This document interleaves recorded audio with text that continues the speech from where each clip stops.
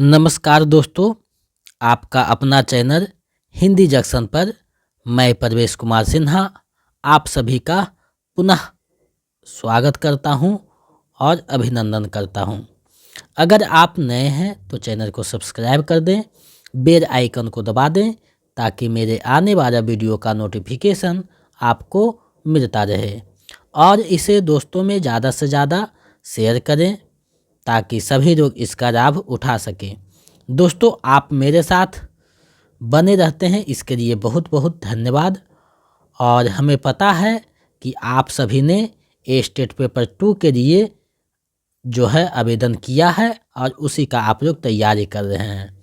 तो Bihar state Hindi paper 2 का अगर आप तैयारी कर रहे हैं तो ये वीडियो आपके लिए महत्वपूर्ण होने जा रहा है, क्योंकि इसमें हम लोग भक्तिकार की प्रमुख प्रवृत्तियां एवं रचनाकार तथा भक्तिकार से संबंधित महत्वपूर्ण बिंदुओं को देखने वाले हैं और साथ ही साथ भक्तिकार से संबंधित जो महत्वपूर्ण MCQ हैं, जो परीक्षा में पूछे जाने की प्रबल संभावना है, उन सब चीज़ों को भी देखने वाले हैं। तो वीडियो के अंत तक आप लोग बने रहिएगा और जो है इसका लाभ उठाइएगा। तो दोस्तों में ज़्यादा से ज़्यादा इसे शेयर करें और जो भी व्हाट्सएप ग्रुप है उसमें भी सेंड कर दें ताकि सभी लोग इसका लाभ उठा सकें। दोस्तों, चलिए हम बिना देर करते हुए टॉपिक की तरफ बढ़ते हैं। जैसा कि आप देख पा रहे हैं, भक्तिकार की प्रमुख प्रवृत्तियां एवं रचनाकार, यानी इस वीडियो में हम लोग भक्तिकार से संबंधित जो महत्वपूर्ण बिंदु है, प्रमुख प्रवृत्तियां हैं एवं प्रमुख रचना एवं रचनाकार है, उन सारी चीज़ों को भी हम लोग देखेंगे ताकि भक्तिकार से संबंधित कोई भी प्रश्न पूछे तो उसका आंसर आप लोग अच्छे से करके आ सकें। अगर आप इसका PDF पाना चाहते हैं तो हमारे नंबर 7261815307 पे आपको 199 रुपया पेमेंट करना है और उसका जो है स्क्रीनशॉट उसी नंबर पे सेंड कर दीजिएगा। तो हम जो है आपको PDF प्रोवाइड करवाते रहेंगे और साथ ही साथ आपको जो है प्रैक्टिस सेट भी दिया जाएगा, यानी कि हमसे जुड़ने के पर आपको बिहार स्टेट पेपर 2 हिंदी का व्याकरण और हिंदी से संबंधित सारे नोट्स और प्रैक्टिस सेट दे दिए जाएंगे ताकि आप लोग अच्छे से तैयारी कर सकें। साइड से कोई पुस्तक लेने की आवश्यकता नहीं है। तो जो पेमेंट नहीं किए हैं जल्दी से कर दें ताकि सभी लोग को सब समय जो है PDF उपलब्ध करवा सकें। तो जल्दी से पेमेंट कर सकते हैं और हमारे टेलीग्राम चैनल से जुड़कर आप अपनी तैयारी को बेहतर कर सकते हैं, जिसका लिंक जो है वीडियो के डिस्क्रिप्शन में दिया हुआ है। और YouTube के जो कम्युनिटी पोस्ट है उसमें भी प्रत्येक दिन एक प्रश्न दिया जाता है, तो वहाँ से भी जुड़कर अपनी तैयारी को बेहतर कर सकते हैं। तो जो PDF पाना चाहते हैं जल्दी से पेमेंट करके अपना रजिस्ट्रेशन करवा दें ताकि उन सभी को जो है PDF उपलब्ध करवाया जा सके। चलिए हम लोग आगे बढ़ते हैं टॉपिक की तरफ। भक्तिकार यानी पूर्व मध्यकाल का समय शुक्र जी ने संवत 1375 से 1700 ईस्वी तक माना है। यहाँ बातें स्पष्ट हो गई कि शुक्र जी ने भक्तिकार का समय जो है संवत 1375 से 1700 ईस्वी तक माना है, जिसे पूर्व मध्यकाल भी कहा जाता है। ये बातें ध्यान में रखना है क्योंकि यहाँ से भी प्रश्न पूछे जा सकते हैं। ये वीडियो थोड़ा सा लंबा होगा क्योंकि बहुत सारी चीज़ें देखना है, तो आप लोग हमारे साथ वीडियो के अंत तक बने रहिएगा ताकि आप सभी का तैयारी बेहतर हो सके। अब देखिए, रामचंद्र शुक्ल का कथन है कि भक्ति का जो सोता दक्षिण की ओर से धीरे धीरे उत्तर भारत की ओर पहले से ही आ रहा था, उसे राजनीतिक परिवर्तन के कारण शून्य पड़ते हुए जनों के हृदय में फैलने के लिए पूरा स्थान मिला। ये जो रामचंद्र शुक्ल का कथन है बहुत ही महत्वपूर्ण कथन है, क्योंकि परीक्षा में अक्सर दिखाई पड़ते हैं। तो ये जो नोट्स हम आपको पढ़ा रहे हैं, दे रहे हैं, ये सिर्फ स्टेट तक सीमित नहीं है। ये नोट्स से आप BPSC में भी सहारा दे सकते हैं, तैयारी कर सकते हैं, क्योंकि उसको भी देखते हुए मैंने इसे तैयार किया है ताकि स्टेट के साथ साथ आपको जो है BPSC का भी तैयारी हो सके। तो आप लोग इसे अच्छे से देखिएगा, 1-2 बार जो है इसको पढ़िएगा, रिवीजन कीजिएगा, पीडीएफ आपको प्रोवाइड करवा दिया जाएगा। अब देखिए अगला कथन है कि भक्तु आंदोलन की जो लहर दक्षिण से आई, उसे ने उत्तर भारत की परिस्थिति के अनुरूप हिंदू मुस्लिम दोनों के लिए एक सामान्य भक्ति मार्ग की भावना कुछ लोगों में जगाई।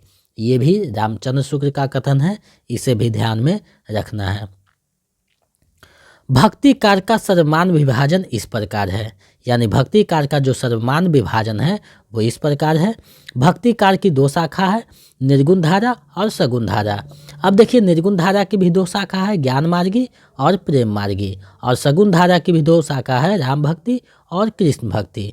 अब जो है हम लोग बारी बारी से इन सारे चीज़ों को देखेंगे, और आप सभी जो है इसे ज़्यादा से ज़्यादा शेयर करते रहिए ताकि सभी लोग इसका लाभ उठा सके, और हम जो आपके लिए मेहनत कर रहे हैं उसका भी हमें कुछ जो है फ़ायदा मिल सके। तो आप लोग वीडियो को ज़्यादा से ज़्यादा शेयर कीजिए और मन लगाकर इसे देखिए, और अंत में जो है कितना आपका एमसीक्यू में सही होता है ये कमेंट करके बताइएगा।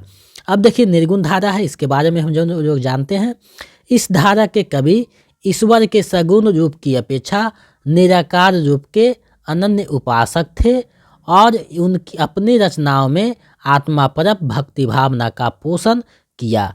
ये धारा के कवि गुरु की महत्ता को स्थापित और मूर्ति पूजा का विरोध किया। निर्गुण धारा के 2 अंग हैं, ज्ञान मार्गी शाखा और प्रेम मार्गी शाखा। अब जो है हम लोग आगे देखते हैं कि ज्ञान मार्गी शाखा क्या है। तो इस शाखा के कवि को संत कवि तथा इनके रचनाओं को संत काव्य कहा जाता है।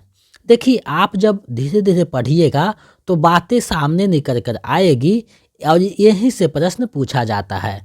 अब देखिए यहाँ से प्रश्न पूछ सकता है कि ज्ञान मार्ग शाखा के कवि को क्या कहा जाता है, तो संत कवि कहा जाता है, और उनकी रचनाओं को संत काव्य कहा जाता है।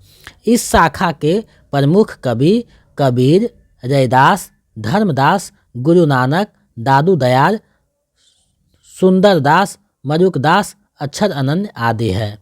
जो टाइपिंग मिस्टेक है इसे जो है सुधार कर आपको जो है पीडीएफ प्रोवाइड करवाया जाएगा, और जो है ये जो क्लास का पीडीएफ है कर तक जो है आपको रात 10 बजे तक, जब कर का भी क्लास हो जाएगा तो रीतिकार तक जो है आपको 4 पीडीएफ प्रोवाइड करवा दिया जाएगा। तो आप लोग हमें फ़ोन कर परेशान न करें कि अभी जो है पीडीएफ नहीं भेजा गया है, क्योंकि पीडीएफ जो है पढ़ाने के बाद आपको प्रिंट योग्य बनाया जाता है, और कहीं त्रुटि है तो उसको सुधारा जाता है। तो आप लोग जो है थोड़ा सा धीरज धरें, हम आपको जो है पीडीएफ ससमय उपलब्ध करवाएंगे, ये मेरी जवाबदेही है। अब जो है हम लोग प्रेम मार्गी शाखा को देखते हैं। इस शाखा के कवि को सूफी कवि तथा इनकी रचनाओं को सूफी काव्य कहा जाता है। इस शाखा के प्रमुख कवि हैं कुतुबन, मंझन, जायसी, उस्मान, शेख नबी, कासिम शाह, नूर मोहम्मद आदि। अब जो है भक्ति कार्य की दूसरी जो शाखा है सगुण धारा, उसको हम लोग देखते हैं। तो इस धारा के कवि ईश्वर के सगुण रूप के उपासक थे और अपनी रचनाओं में सगुण भक्ति का पोषण किया। ये धारा के कवि मूर्ति पूजा पर जोर दिया। सगुण धारा के भी 2 अंग हैं, राम भक्ति शाखा और कृष्ण भक्ति शाखा। अब जो है हम लोग बारी बारी से दोनों शाखाओं को देखते हैं। तो सबसे पहले राम भक्ति शाखा आती है। तो राम भक्ति शाखा के कवियों ने राम को आराध्य मानकर उसकी भक्ति की तथा राम भक्ति के लिए ग्रंथ लिखे, जिसे राम काव्य कहा गया। इस शाखा के प्रमुख कवि हैं तुलसीदास, रामानंद, अग्रदास, केशवदास, प्राणचंद चौहान, हृदयराम, सेनापति। पिछले बार जो बीपीएससी एग्जाम हुआ था, इस बार इसमें पूछा था कि इनमें से कौन से जो है राम भक्ति धारा के कवि नहीं हैं, जिसमें प्राणचंद चौहान और हृदयराम और तुलसीदास ये विकल्प में था, और एक जो विकल्प में नाबादास भी था। तो एक से अधिक विकल्प हो जाता आंसर। तो आप लोग अगर पढ़े होंगे तो सही से जवाब देकर आए होंगे। अब देखिए कृष्ण भक्ति धारा के कवि हैं, तो इसको भी हम लोग देखते हैं। इस शाखा के कवियों ने कृष्ण को आराध्य मानकर उसकी उपासना की तथा इसके प्रचार प्रसार के लिए ग्रंथ की रचना की, जो कृष्ण काव्य के रूप में जाना गया। इस शाखा के प्रमुख कवि हैं सूरदास, मीरा, रसखान, परमानंद, नंददास, चतुर्भुजदास, ध्रुवदास आदि। अब जो है कृष्ण से संबंधित कुछ बातें हैं। वल्लभाचार्य ने कृष्ण के उपासना के रूप में पुष्टि मार्ग की स्थापना की।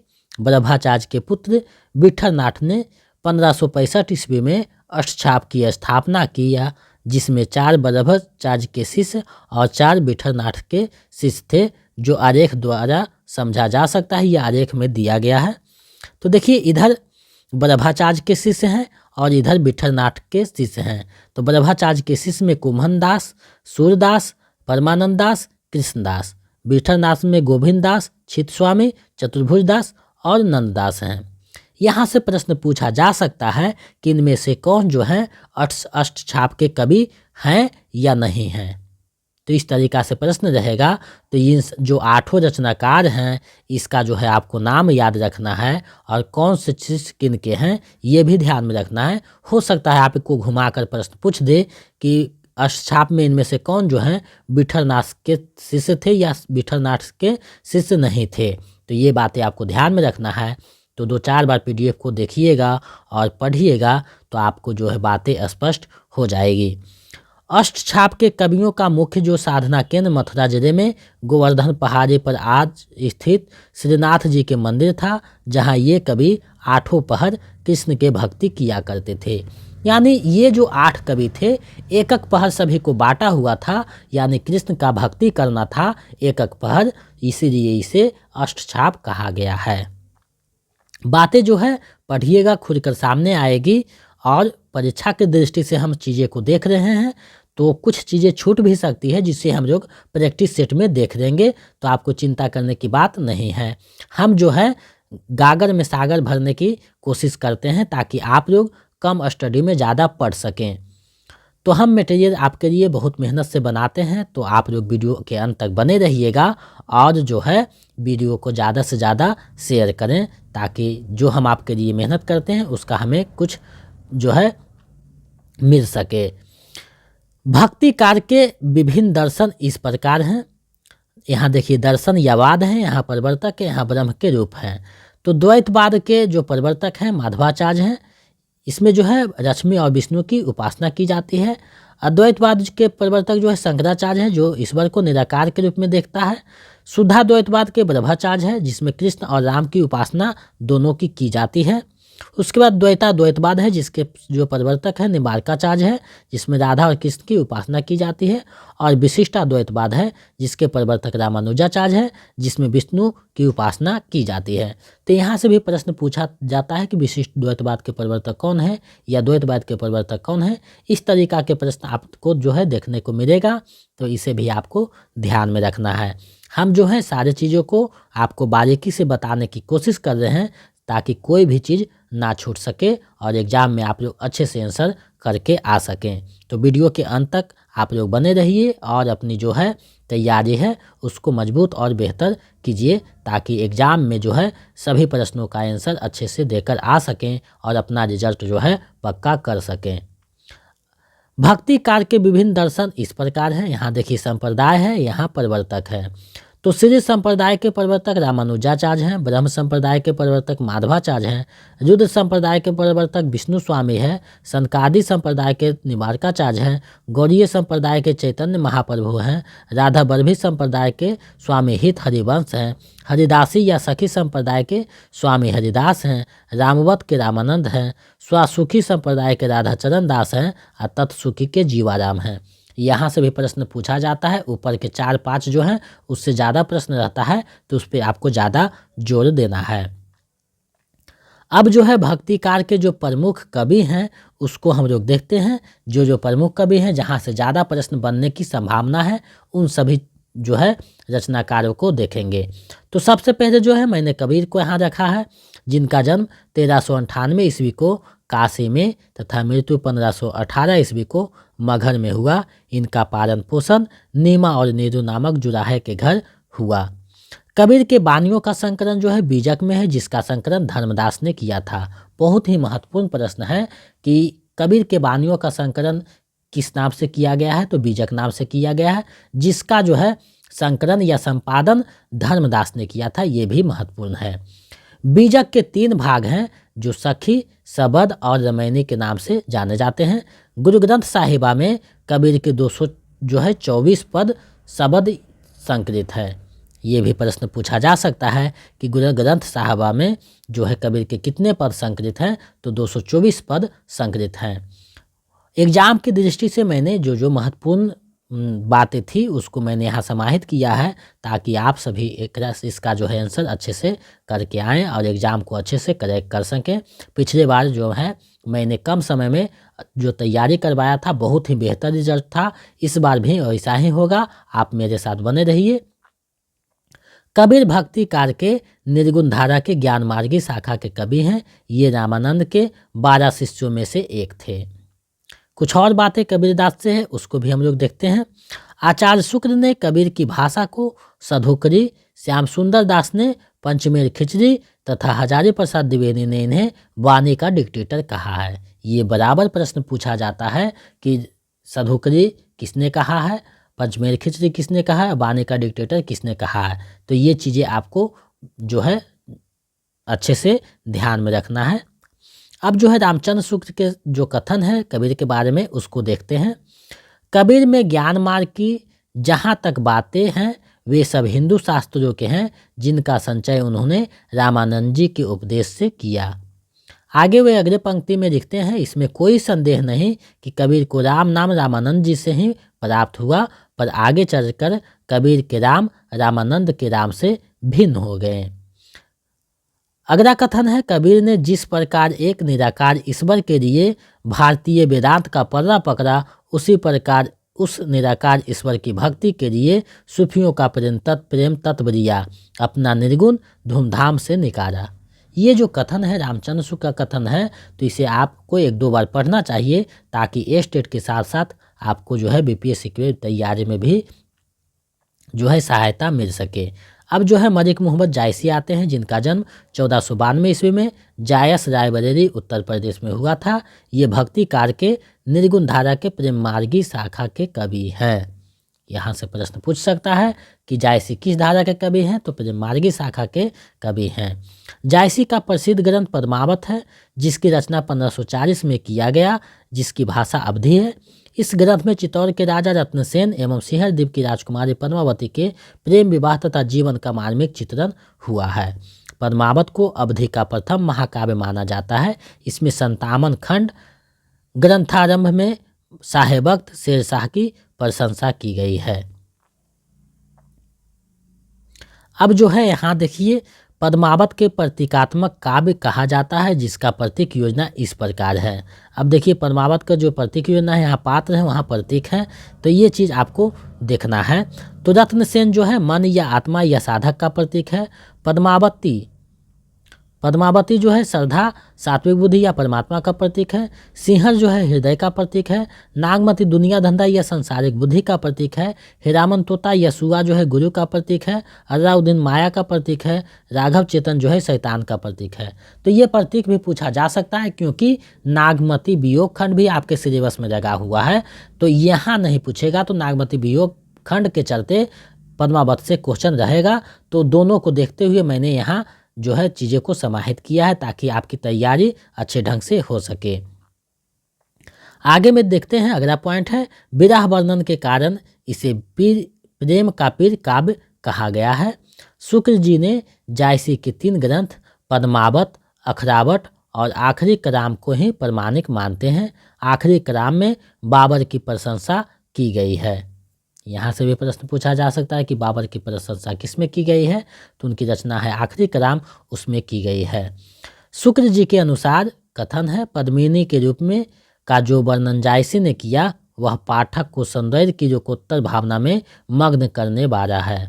ये कथन रामचंद्र शुक्र का जो है पद्मावत के संबंध में जायसी से संबंधित कथन है, जो आपको ध्यान में रखने की आवश्यकता है। अब जो है तुलसीदास आते हैं, जिनका जन्म 1532 ईस्वी, मृत्यु 1632 में मानी जाती है। इनके पिता का नाम आत्माराम दुबे, माता का नाम हुर्सी पत्नी का नाम रत्नावली एवं गुरु का नाम जो है नरहरियानंद था। तुलसीदास पर विशिष्टाद्वैतवाद का तथा श्री संप्रदाय का प्रभाव है तथा इनकी भक्ति भावना दास भाव की है। शुक्र जी तुलसीदास के 12 ग्रंथों को प्रमाणिक मानते हैं, जो है वैराग संदीपनी, रामाज्ञा प्रश्नावली, जानकी मंगल, रामचरितमानस, पार्वती मंगल, कृष्ण गीतावली, गीतावली, विनय पत्रिका, दोहावली, ब्रह्म रामायण, कवितावली, हनुमान बाहुक, रामरद नछु। तो ये 12 जो ग्रंथ है जिसे रामचंद्र शुक्ल ने प्रमाणिक माना है। अब यहाँ से प्रश्न इस प्रकार बन सकता है कि शुक्ल जी ने तुलसीदास के कितने ग्रंथों को प्रमाणिक माना है, तो 12 ग्रंथों को माना है। हनुमान बाहुक की रचना तुलसीदास ने बाहु रोग से मुक्ति के लिए की थी। रामचरितमानस की रचना करने में तुलसीदास को 2 वर्ष 7 माह 26 दिन का समय लगा। मानस 7 खंडों में विभक्त है, जिसका जो है क्रम इस प्रकार है। पहले बाल कांड आएगा, उसके बाद अयोध्या कांड आएगा, उसके बाद अरण्य कांड आएगा, उसके बाद किष्किंधा कांड है, उसके बाद सुंदर कांड है, उसके बाद लंका कांड है और अंत में जो है उत्तर कांड है। अयोध्या कांड को मानस का हृदय स्थल कहा गया है। देखिए यहाँ से जो है हो सकता है सजाने के लिए आपको दे दे या मैदान करने के लिए दे दिए कि कौन सा जो कांड है कितना नंबर पर आएगा, तो क्रम वाइज सजाने के लिए दे सकता है। तो ये चीज़ें आपको ध्यान में रखने की आवश्यकता है। तुलसीदास को विभिन्न विद्वानों ने उपाधियां दी है, जो इस प्रकार है। नाभादास ने इन्हें करिकार का वाल्मीकि कहा है, स्मिथ ने इन्हें मुगल काल का सबसे महान व्यक्ति कहा है, ग्रियर्सन ने बुद्धदेव के बाद सबसे बड़ा लोकनायक कहा है, रामविलास शर्मा ने जातीय कवि कहा है, हजारी प्रसाद द्विवेदी ने भारतवर्ष का लोकनायक या समन्वय का कवि कहा है, रामचंद्र शुक्ल ने इन्हें उच्च कवि कहा है और मधुसूदन सरस्वती ने इन्हें आनंद वन का वृक्ष कहा है। तो यहाँ से भी प्रश्न पूछ सकता है उपनाम से संबंधित, उपाधियां से संबंधित, तो ये भी आपको ध्यान में रखनी है। जो भी आपको पढ़नी है सारी चीज़ जो महत्वपूर्ण है उसी को मैंने यहाँ समाहित किया है। रामचंद्र शुक्ल के अनुसार जो कथन है उसको देखते हैं। गोस्वामी जी के प्रादुर्भाव को हिंदी काव्य क्षेत्र में एक चमत्कार समझना चाहिए। हिंदी काव्य की शक्ति का पूर्ण प्रसार इनकी रचनाओं में ही पहले पहर दिखाई पड़ा। अगला कथन है, तुलसी जी उत्तर भारत की समग्र जनता के हृदय मंदिर में पूर्ण प्रेम प्रतिष्ठा के साथ विराजमान रहे। इनकी वाणी की पहुंच मनुष्य के सारे भाव व्यवहारों तक था। हिंदी काव्य की सब प्रकार की रचना शैली के ऊपर गोस्वामी तुलसीदेव अपना उच्चा स्थान प्रतिष्ठित किया। यह उच्चता और किसी को प्राप्त नहीं है। तो ये जो कथन है रामचंद्र शुक्ल का है। अब हजारी प्रसाद द्विवेदी का इनके संबंध में कथन है, उसको भी देख लेते हैं। वे लिखते हैं कि भारतवर्ष का लोकनायक वही हो सकता जो समन्वय करने का अपार धैर्य लेकर आया हो। तुलसी का सारा काव्य समन्वय की विराट चेष्टा है। ये हजारी प्रसाद का जो कथन है भी आई इसे मान लीजिए, क्योंकि इसे पूछे जाने की प्रबल संभावना है। अब जो है जो कवि सूरदास हैं उनको भी देख लेते हैं। 4 जो भक्तिकार के स्तंभ माने जाते हैं उन चारों को मैंने यहाँ सम्मिलित किया है, तो आप जो है सूरदास को देखने वाले हैं। तो सूरदास का जन्म जो है 1478 को सिही गौघाट में तथा 1583 ईस्वी को देहवासन हो गया। ये ब्रज भाषा के कवि हैं। शुक्ल जी इनके 3 रचनाओं को प्रमाणिक मानते हैं, जिसमें सूरसागर, सूरसारावली और साहित्य लहरी है। सूर्य ने खुद को चंद्रवरदायी का वंशज बताया है। शुक्ल जी ने सूर्य को वत्सर्य व श्रृंगार के सम्राट कहा है, तो हजारी प्रसाद द्विवेदी ने सूरसागर को स्त्री चरित्र का विशाल काव्य कहा है। शुक्ल के अनुसार सूरसागर एक उपरम्भ काव्य व ध्वनि काव्य है। सूरदास को पुष्टिमार्ग का जहाज कहा जाता है। इनके गुरु ब्रह्मचार्य थे। इनकी भक्ति साख्य भाव की है। कुछ और महत्वपूर्ण बिंदु है उसको भी हम लोग देख लेते हैं। हिंदी में भ्रमर गीत काव्य परंपरा की शुरुआत सूरदास से मानी जाती है। सूर्य के भ्रमर गीत को वियोग श्रृंगार का शिखर माना जाता है, जो सूरसागर का एक भाग है। अब जो है रामचंद्र शुक्ल का इनके संबंध में जो कथन है वो देख लेते हैं, क्योंकि कथन भी परीक्षा में पूछे जाते हैं, तो उसको भी हम लोग देख लेंगे। तो पहला कथन है, सूरसागर इतनी प्रगल्भ और काव्यांगपूर्ण है कि आगे होने वाले कवियों की श्रृंगार और बत्सर की उक्तियाँ सूर्य की जूठी सी जान पड़ती है। दूसरा कथन है, सूरसागर में जहाँ जगह जगह दृष्टिकूट वाले पद मिलते हैं, यह भी विद्यापति का अनुकरण है। ये रामचंद्र शुक्ल का कथन है। रामचंद्र शुक्ल का एक एक शब्द जो है आपके एग्जाम के लिए महत्वपूर्ण है, तो इसे अच्छे से देखना है। आगे भी देखते हैं कि भ्रमर गीत सुर साहित्य का मुकुटमणि है। या वात्सल्य और श्रृंगार के पदों को निकाल भी दिया जाए तो हिंदी साहित्य में सुर का नाम अमर रखने के लिए भ्रमर गीत ही काफ़ी है। अगला कथन है, वात्सल्य और श्रृंगार के क्षेत्रों का जितना अधिक उद्घाटन सूर्य ने अपनी बंद आंखों से किया उतना किसी और ने नहीं। इन क्षेत्रों का वे कोना कोना झाँक आए। ये रामचंद्र शुक्ल का जो कथन है। अंतिम कथन है, सूरदास की रचना में संस्कृत की कोमलकांत पदावली और अनुप्रासों की वह छटा नहीं जो तुलसी की रचना में दिखाई पड़ती है। यहाँ देखिए तुलसी से तुलना करते हैं। सूरदास का जो बारे में रामकुमार वर्मा का ये कथन है, उसको भी हम लोग देखते हैं। सूरदास की कविता में हम विश्वव्यापी राग सुनते हैं, वह राग मनुष्य के हृदय का सूक्ष्म उद्गार है। तो ये रामकुमार वर्मा का कथन था, जो महत्वपूर्ण था उसको मैंने यहाँ सम्मिलित किया है ताकि आपका तैयारी अच्छे ढंग से हो सके। अब देखिए भक्ति कार्य की जो प्रवृत्तियाँ हैं उसको देखते हैं।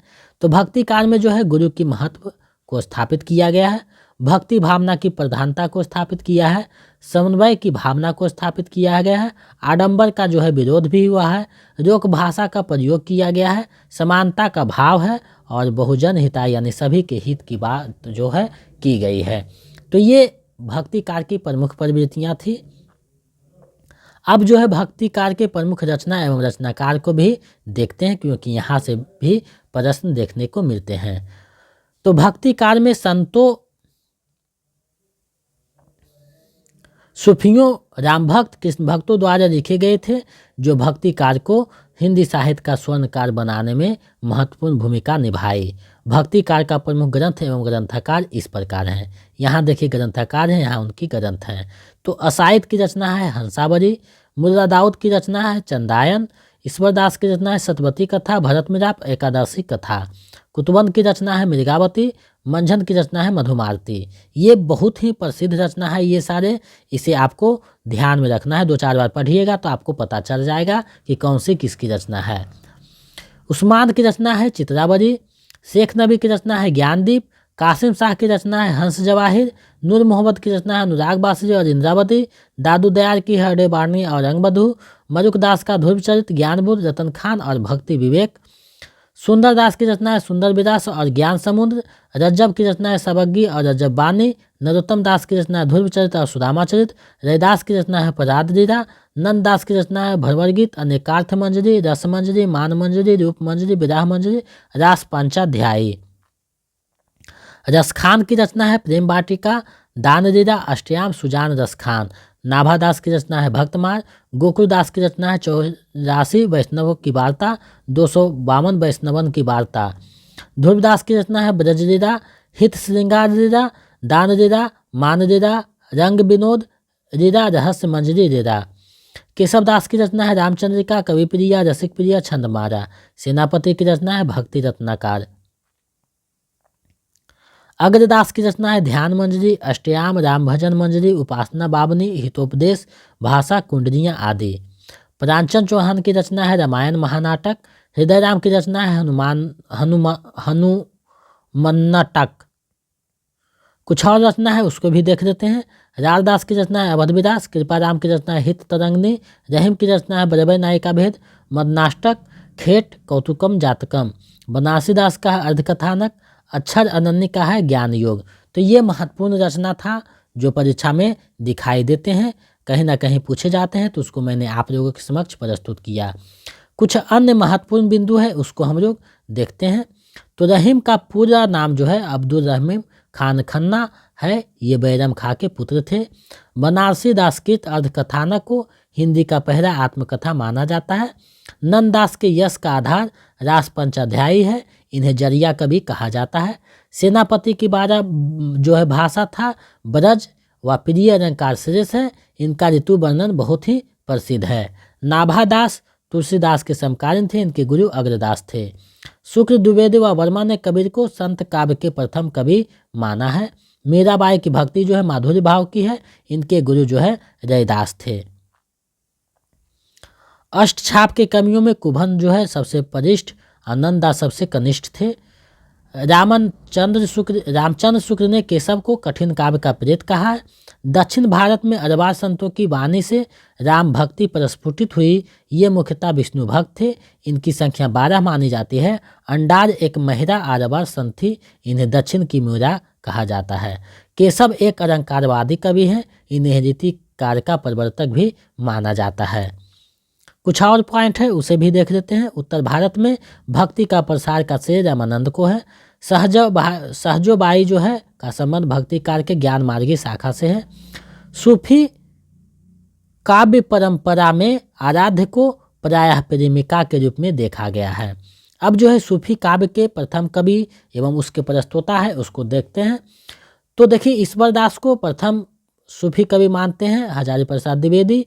असायद को गणपति चंद्रगुप्त, कुतुबन को जो है रामचंद्र शुक्ल और मुर्रा दाऊद को रामकुमार वर्मा। यहाँ से पिछले बार प्रश्न पूछा गया था कि रामचंद्र शुक्ल जो है किसे जो है सूफी काव्य का जो है प्रथम कवि मानते हैं, तो कुतुबन को मानते हैं। अब यहाँ भक्तिकार होना चाहिए।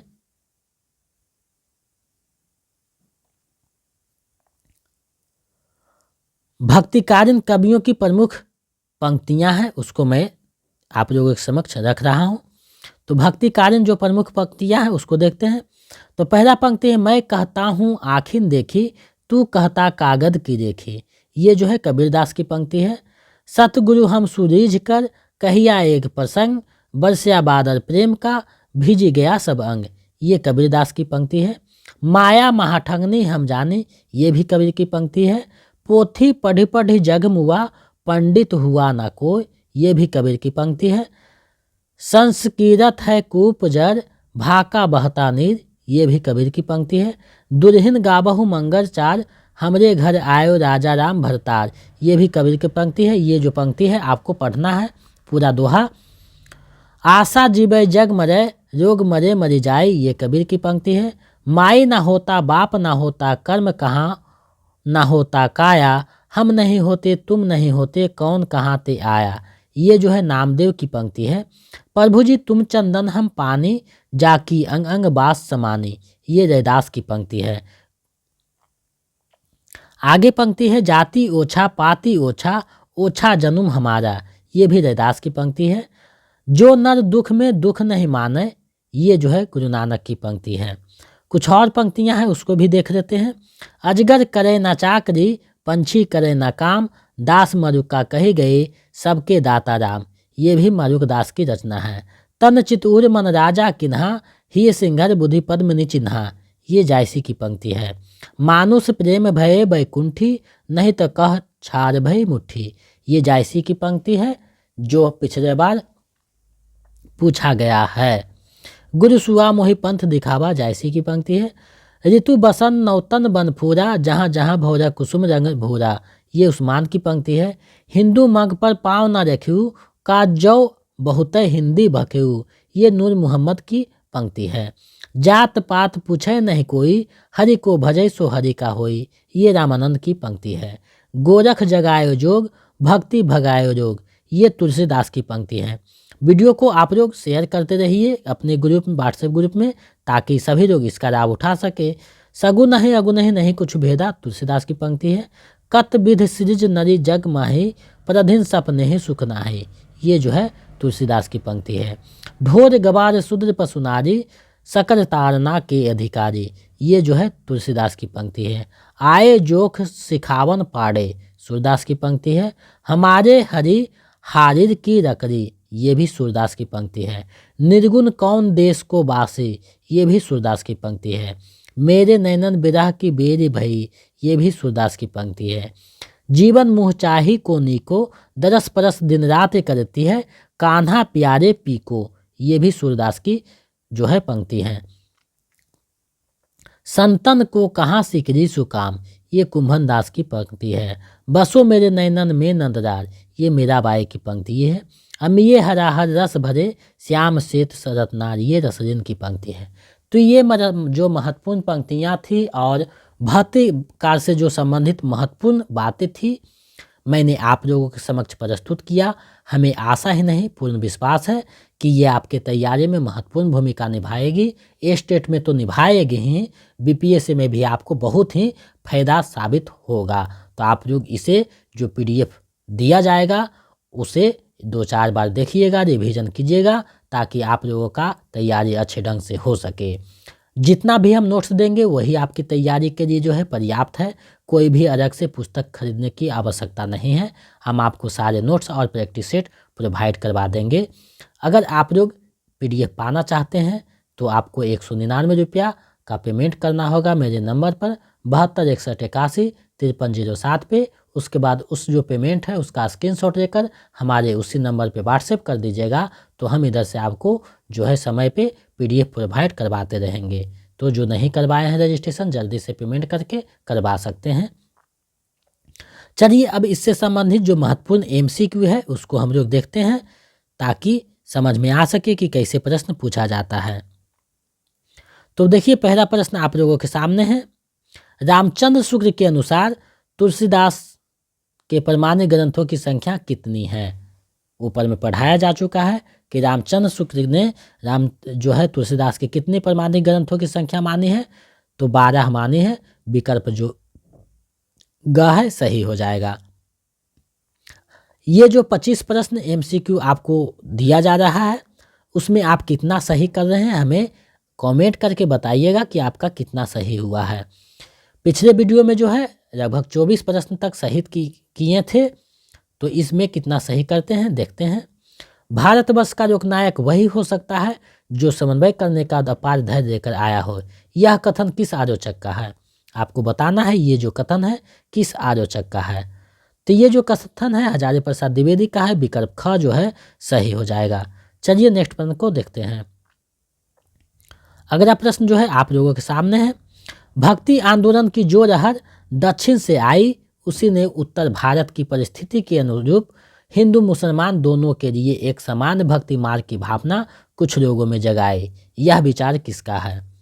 तो ये जो विचार है रामचंद्र शुक्ल का है। विकल्प का जो है सही हो जाएगा। आपको जो है ऊपर में पढ़ाया गया था, अगर आप ध्यान रखे होंगे तो आपको समझ में आ रहा होगा कि इसके रचनाकार कौन है। निम्न में से किसे कलिकार का वाल्मीकि कहा जाता है? आपको बताना है किन्हें कलिकार का वाल्मीकि कहा जाता है। तो तुलसीदास को कहा जाता है। विकल्प ग सही हो जाएगा। चलिए आगे बढ़ते हैं। मलिक मोहम्मद जायसी कृत पद्मावत में रत्न सेन जो है किसका प्रतीक है? आपको बताना है। तो रत्न सेन जो है आत्मा का प्रतीक है।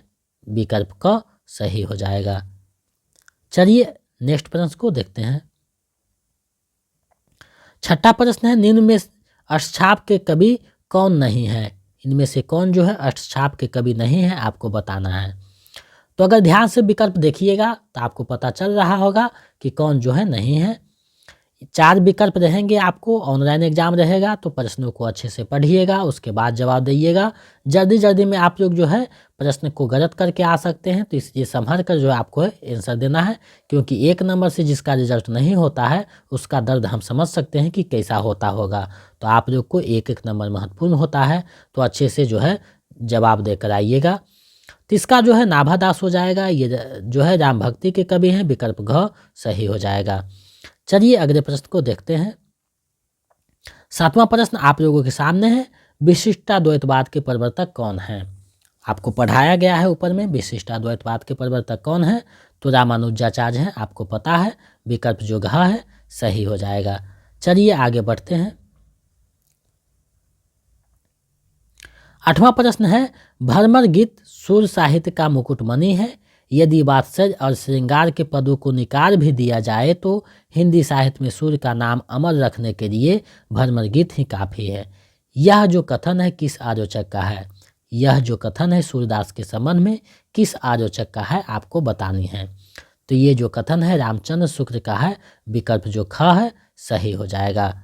चलिए नेक्स्ट प्रश्न को देखते हैं। रामचरितमानस किस भाषा में लिखा गया है? रामचरितमानस जो है वो किस भाषा में लिखा गया है आपको बताना है।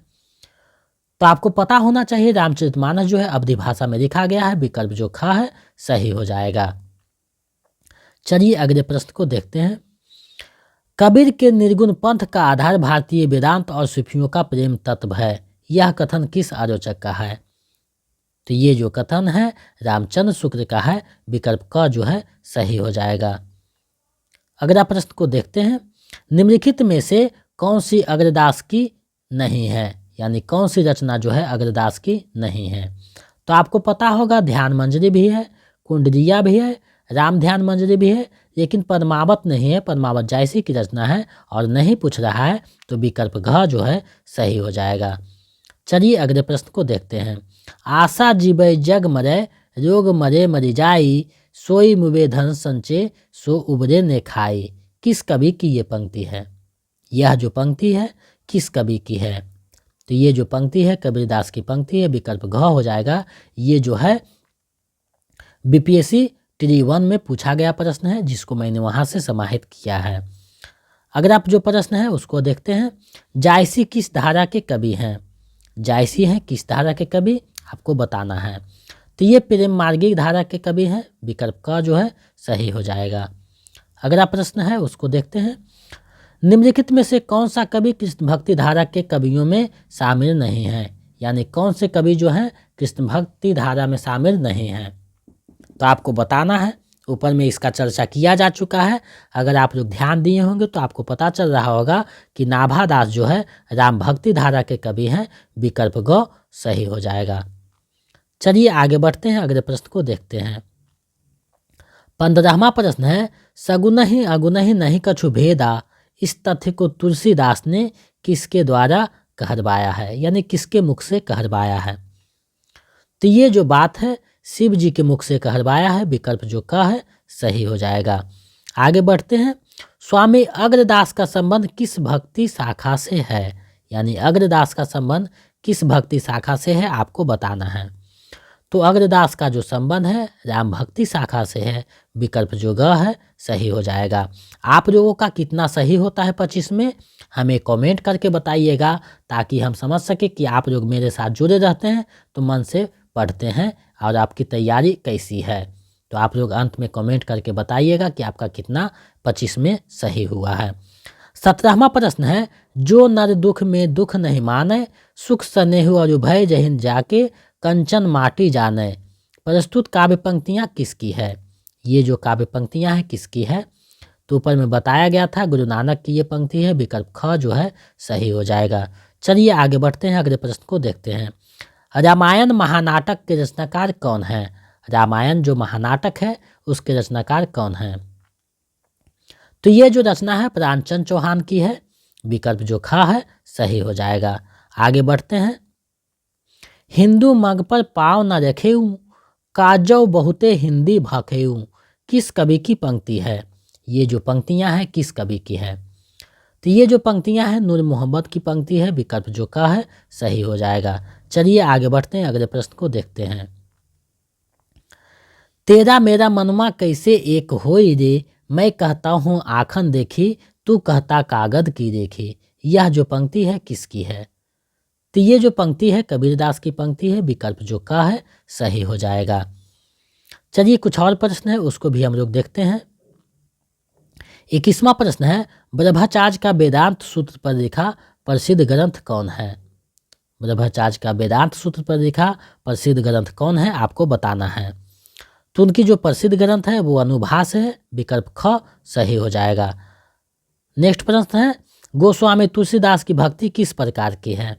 तो तुलसीदास की जो भक्ति है दास भाव की है, विकल्प ग सही हो जाएगा।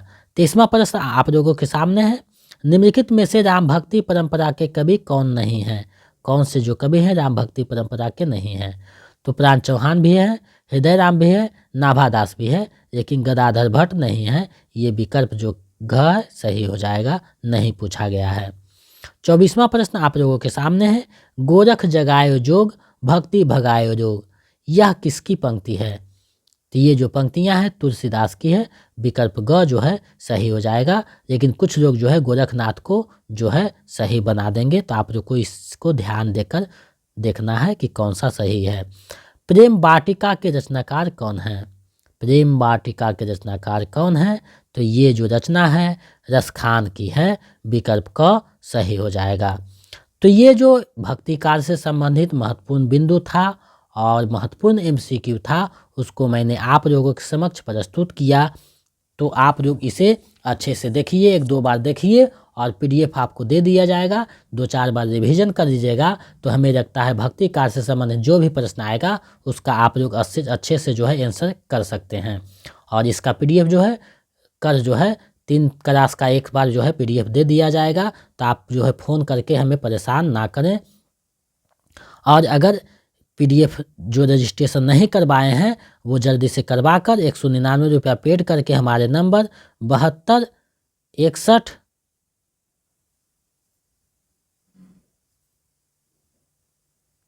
81 53 07 पे हमारे नंबर पे आपको 199 रुपया पेमेंट करना है। और उसके बाद जो है उसका स्क्रीनशॉट लेकर इसी नंबर पे व्हाट्सएप कर दीजिएगा। तो हम जो है आपको एग्ज़ाम तक PDF प्रोवाइड करवाते रहेंगे और जो है सारा मटेरियल देंगे पेपर 2 के लिए। तो आप लोग जल्दी से पेमेंट करवा कर अपना रजिस्ट्रेशन करवा दें ताकि समय आपको जो है PDF प्रोवाइड करवा दिया जा सके और जो है आप तैयारी अच्छे से कर सकें, बेहतर ढंग से कर सकें। तो जल्दी से रजिस्ट्रेशन करवा सकते हैं जिनको करवाना है। और दोस्तों में इसे जो है ज़्यादा से ज़्यादा शेयर कर दें ताकि सभी लोग इसका लाभ उठा सकें। और चैनल पे अगर नए हैं तो सब्सक्राइब कर दें और बेल आइकन को दबा दें ताकि मेरे वीडियो का आने वाला जो है नोटिफिकेशन मिलता रहे। तो बहुत बहुत धन्यवाद मेरे साथ जुड़े रहने के लिए। मिलते हैं एक नए वीडियो में। बहुत बहुत धन्यवाद।